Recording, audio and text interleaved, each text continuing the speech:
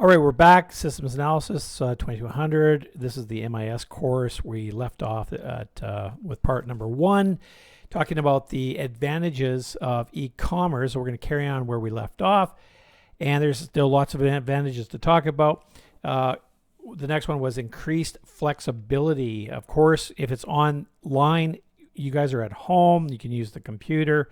It's very easy to shop, and you expose yourself to so many more customers. Instead of going down to the mall and taking the bus or driving down and walking down, you can just do it from your phone now if you have to. Opportunity for collaborating with the business partners. As I've already explained, this is a huge advantage that e-commerce provides. It does tend to offer a potential higher return on your investment. So when companies put money into these e-commerce companies, they tend to make a lot more money than traditional brick and mortar type of companies. You see that a lot with during the dot-com boom, and even now companies like Amazon, who's completely dominating the online market right now. So, and whether they're going to be able to continue with that, they probably are, because they're building infrastructure all over North America. The other nice thing is offering personalized services and product customization. I was ordering a product a couple of weeks ago, and they wanted to know if I wanted to have my name embedded on it, which was kind of neat. I had ordered an iPad a few years ago, and they lasered on my name right onto the iPad, so I was able to customize that. So that's been a new adaptation to this e-commerce that we didn't really have before, or as much flexibility as we did before. So that's really been nice. It's definitely reduced the administration and transaction costs, and they've passed that on to the consumer somewhat, but the companies have retained a lot of it themselves to make them even more profitable. So again, a lot of advantages. Is there disadvantages? Yeah, there is some, and the disadvantage is bandwidth. We talked about bandwidth, and that is the amount of data that's transferring from the customer to the online e-commerce site. You could have problems, although bandwidth has been an issue that has not been as much of a problem as it was in years past, because we're moving over to fiber optic lines and 5G technologies and things like that. So bandwidth is really isn't as big of a problem as it used to be. Security and privacy, on the other hand, have been. As we've talked about in previous chapters, security and privacy have been a huge issue, because you're dealing with your data that's out there in the world, and you don't know really who's got it, where it is, what kind of security it's on. Accessibility. Accessibility, if I was to say, I would say this would be possibly an advantage, because it's accessible to more people now. So I don't know if I would really consider that a disadvantage to an e-commerce, but they've got it down here on the slide, and I think the book also talks about that as well. They also put up acceptance. Is online really that is it accepted? And I think years in the past, when e-commerce was just coming out, there was a lot of people that didn't either trust it, they didn't understand the technology. They just like to do things in a traditional way. A lot of times people don't like change, so they're not really willing to accept the new technology. Now, a lot of time has transpired, and we've been doing online transactions for 15 to 20 years now. So it's becoming more the norm now to do online transaction. I think I buy more things online than I do by going to the store, except for things like groceries and things like that. But I think the acceptance is becoming more and more. So it's another, is it really a disadvantage, or is it becoming more of an advantage because more and more people are using it? So just looking at the e-commerce business model, a lot of companies, they're changing their companies over, and have already changed their companies over to that electronic commerce, and taking advantage of the business model, the internet, online resources. So companies are focusing their operations in different areas than they used to within the value chain to achieve profitability, to make money.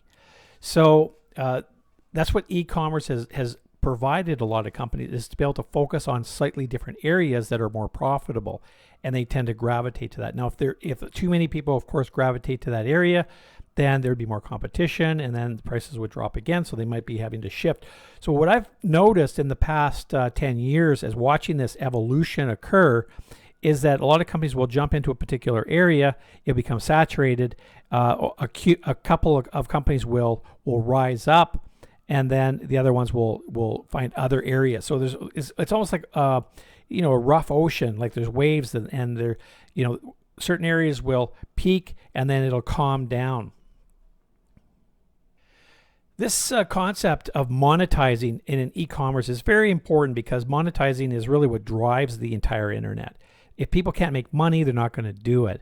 So finding ways of monetizing or to make money from the product or service online is essential. And again, in the early days, people were finding it very difficult to try to figure out ways to monetize certain services, specifically services, because how do you provide a service without saying, okay, well, just give me your credit card and I will deliver the service? That's the obvious way to do it. So they've come up with other ways of monetizing their services. So they've got subscriptions, they've got ads, or kind of the two key ways of monetizing their platforms. When Facebook first came onto the scene, people were like, well, that's great. People could put their profiles on there, but how are you going to monetize? But now, in hindsight, it's very obvious when you've got literally billions of people on a platform, that's billions of eyes looking at it every day. All you have to do is start putting up commercials and ads and selling that and making a lot of money. So that's how Facebook monetized their platform. So they have to come up with ways to sell a product or a service. By advertising a product or service is one of the most common ways now that people make money. Think about how YouTube makes money. People will put content together that people in the world would want to see, and then they put an ad on it to help monetize it. So it's not a subscription, it was a free service, but you still have to watch an ad to do that. Now, YouTube has also got a subscription called Yahoo Prime, where you can pay $11.95 Canadian, and they will take off all the ads. So you don't have to watch the ads, and that money goes to YouTube, not to the individual contributors, which is really interesting because the contributors, the people who do the content, manage or provide the content, are not being paid. As far as I know, they're not being paid. You can still contribute to their site and do Patreon and other sites, ways of monetizing their site or their content to keep them contributing, but I don't think that YouTube is actually paying them, but I could be wrong on that one. Now, there's some fundamental business models that you need to be aware of in online business. So these are great quiz questions. Merchant model. This is a typical brick and mortar type of model that we've always been used to. We go to a store as a customer and we buy from the merchant. So this would be a business to a consumer or a customer, and they call it a B2C model. And you have a lot of B2C models on the internet where you've got a particular company that sells to their customers. So business to customer is probably the most common e-commerce platform out there where businesses sell directly to the consumer. So it transfers the old retail model that we used to be doing in a traditional way to an electronic commerce world by using the internet and taking advantage of all of its options. Now, there has been hybrids of this. Now, Walmart, Home Depot, Costco, etc. These are traditional, kind of more like brick and mortar companies that also offer a business to consumer model or B2C model. Now, Amazon is kind of the exception because Amazon doesn't have really a brick and mortar. It's all online, and they have large warehouses that have a great delivery service to your home. So it's a little bit different model, but it's still a business that's delivering to the consumer. So it would fall under that business B2C model for sure. Now, there are the other model is a broker model or a customer to customer model. You think, well, what does that work? How does a customer sell to a customer? Well, ask yourself, have you ever bought something from someone like yourself? So it brings sellers and buyers together using some kind of a web platform. I find one of the largest C2C platforms out there is Craigslist. And there's other ones out there. Kijiji, I think, is another one.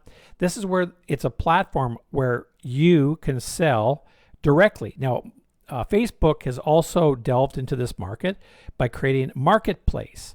And they've created a C2C model, and Marketplace allows you as a Facebook, customer of Facebook to sell your product to another Facebook customer. And it's free for a basic, ad. But if you really want to sell it and get it out there to your community, you've got to pay a certain fee, and then they will push it up to more people in your community to try to sell that product. So that'd be an example of C2C.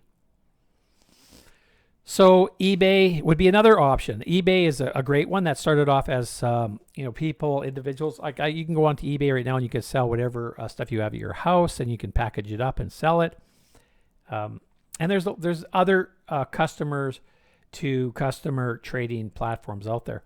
I had this other one, Manheim. This is where you could sell your car at an auction, and they have this down in the States. I actually bought a car here from another guy in Las Vegas, and it allows you to sell your car to some other customer, basically in an auction environment, basically auctioning it off online.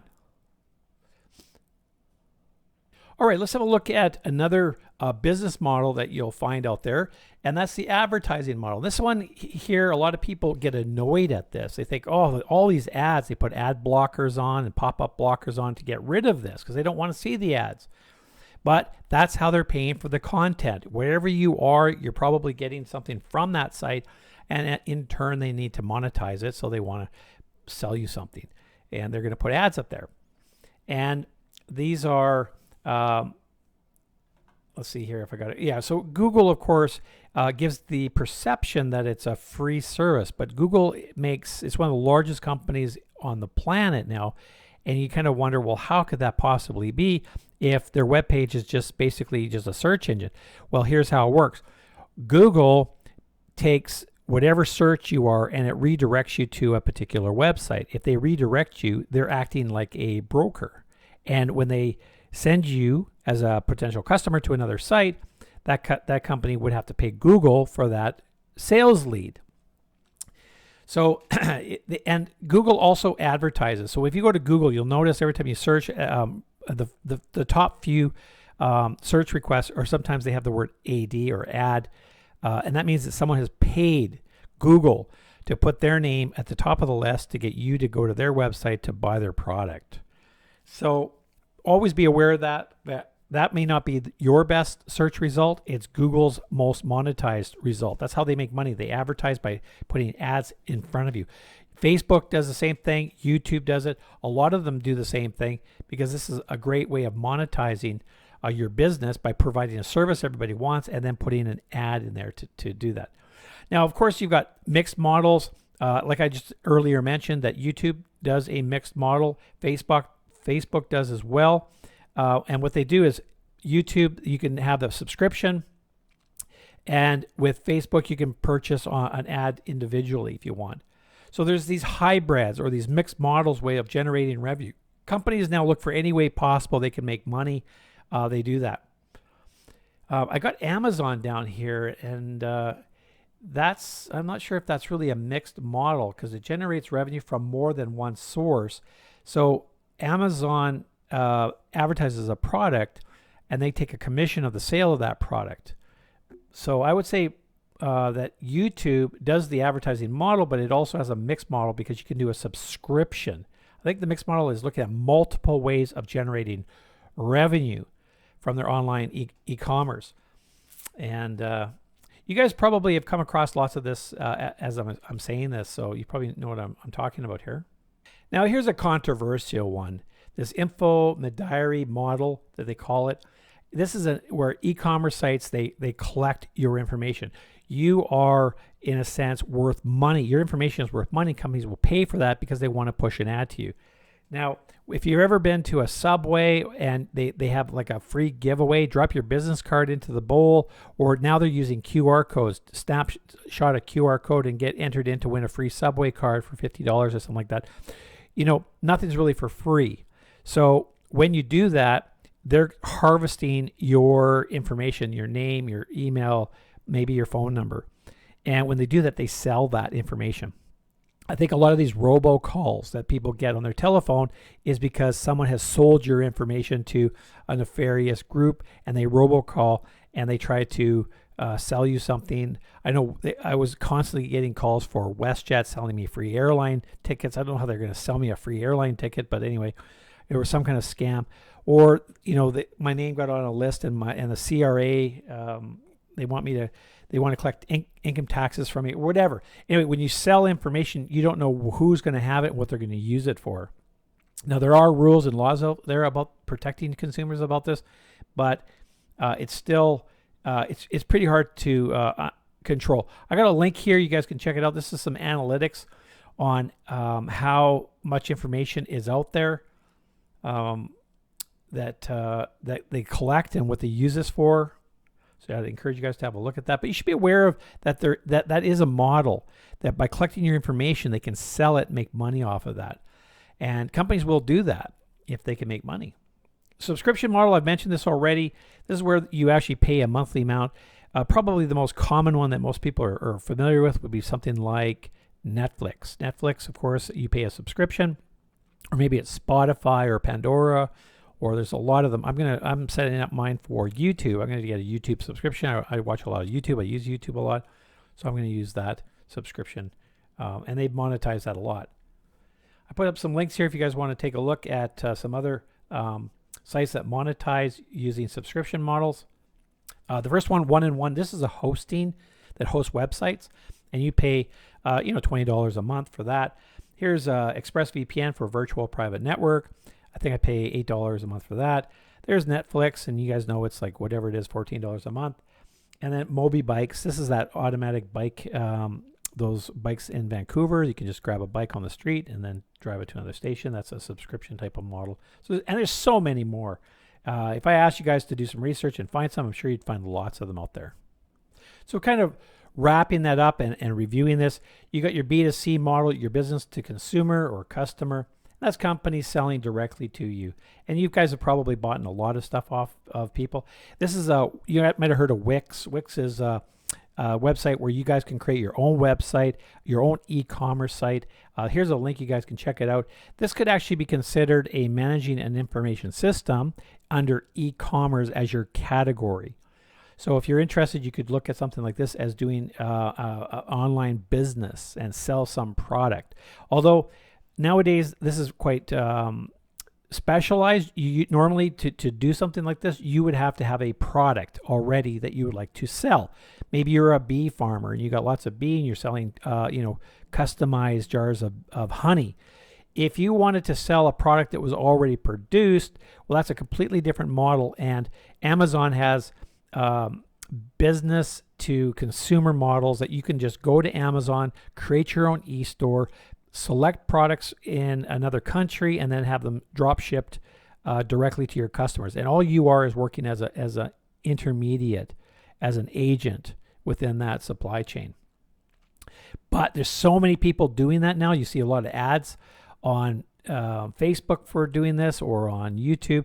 There's people claiming they're making tens of thousands of dollars a month by doing drop shipping companies. I've looked into it. It's not that easy. It's a lot of work, and products, they come and go sometimes within weeks or months, and you're constantly looking for new stuff. Some are hits, some are not. So it's just so much competition out there is really what I'm saying. Business to business is another model. This is where companies actually only deal with other companies. Now, I've used business to business models. The probably the most common one out there, the biggest one out there that I've used is Alibaba.com. Most of you probably heard of Alibaba. If you go to Alibaba.com, you can buy products off of them at extremely discounted prices, but you have to buy literally dozens, if not hundreds or thousands of these products. Now, I know I've got a friend that buys products in Asia predominantly. He fills up a cargo container and he has the cargo container shipped to Vancouver, and then he retails the stuff here in Vancouver. So it's been a good business for him, but he's constantly changing products and refreshing his the stock. Now, B2B uses a lot of electronic data interchange for transferring funds because the money has to be exchanged, and they also use this electronic funds transfer as well. So the ETF is transferring the funds or the money, and the EDI is transferring like your sales order idea. So we've talked about EDI before and ETF. So that's where you're exchanging your order. Let's say you want to order 10,000 particular products, and you send in that report as an EDF request to that partner business, and then you have to pay for it. You have to send an EFT, the electronic funds transfer. Now, companies do this all the time. Things like Walmart. Walmart has partnerships with Johnson & Johnson, with Microsoft, with Nestle, with all these companies, and they're constantly transferring orders. You can imagine how many orders that Walmart transfers to a drug company like Johnson & Johnson or to Nestle Corporation. They've got so many products, and Walmart wants them through the stores all over North America. So they're sending a lot of their electronic data interchange to get those orders in, and they're sending the money to these companies through EFTs. And it's all happening in that business-to-business model. Customers don't get involved because this is how businesses work. But you guys might be working for a company, and that company might be doing a lot of EDIs within your managing information system, and you might even be involved in the accounting area and doing an EFT. Alibaba, yeah, that's the probably the largest B2B I've used out there. Check it out; it's really interesting. Sometimes Alibaba will sell one product to you. They call it a sample product, but normally they want a minimum order quantity, or MOQ, a minimum order quantity that you need to order of whatever product it is. So I was looking at actually earbuds. And most of them, the minimum order quantity was 2, so you have to order 2 sets of these earbuds. But so I went to AliExpress, which is their B2C.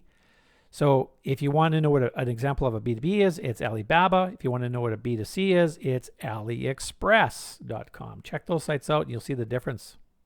All right, so carrying on, the customer-to-customer sites, that involves business transactions between you guys, just user to user. And they can monetize it by putting ads on it. These C2Cs, in the past, we used to put ads in the newspaper. I mean, most of you probably have never seen this, but we used to have large newspapers, and at the back there was a classified section, and you could call the newspaper and they would charge you $10 to put a little tiny ad in that you're selling a car or selling some appliance maybe or something like that. The other one is online auctions. That Mannheim auction I showed you, there's a lot of different auctions that you can do. Probably the most common auction out there, the largest out there, is eBay. eBay is an auction site that auctions off consumer to consumer products. Yeah, there it is. And Craigslist is another one. Craigslist was an old site. In fact, when you guys open Craigslist.org, it still has that 1980s user interface design to it. It's very old, but it works. Everyone knows it. Everyone likes it and has gotten used to it.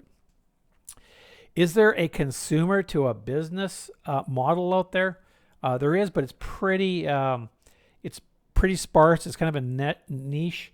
Crowdsourcing, you might have heard of this, where you can pool together a lot of money to help a business per se, like to raise money.